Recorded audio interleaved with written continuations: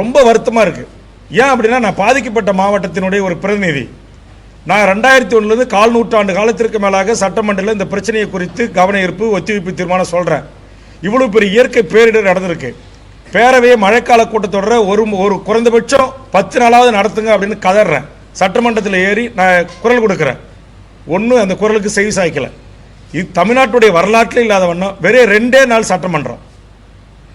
எப்படி இது திமுக தேர்தல் அறிக்கையில் ஆண்டுக்கு ஒரு முறை 100 நாட்கள் நாங்கள் சட்டமன்றத்தை நடத்துவோம் அப்படின்றீங்க. இன்னைக்கு தென் மாவட்டம் மிகப்பெரிய தென்காசி, திருநெல்வேலி, தூத்துக்குடி வெள்ளத்தில் மூழ்கிட்டு இருக்கு. குற்றாலம் கரைபுரண்டு ஓடுது. தாமிரபரணி ஆண்டு ஊருக்குள்ள எல்லையோர மக்கள் பார்க்குற பகுதியில் கரைபுரண்டு ஓடுது. அப்போ இதுக்கான முன்னெச்சரிக்கை நடவடிக்கை பேரிடர் மேலாண்மை துறை எடுக்கணுமா இல்லையா? அப்போ ஒரு திட்டமிடல் இல்லாத ஏதோ ஒரு சில அதிகாரிகள், அவங்களாம் அதிகாரத்தில் உச்சத்தில் இருக்கின்ற ஒரு தந்தோண்டித்தனமாக ஒரு நிர்வாகத்தை செய்கிறாங்க. மக்கள் உயிர் பலியாகுது. பல உயிர்கள் பலியாயிருக்கு.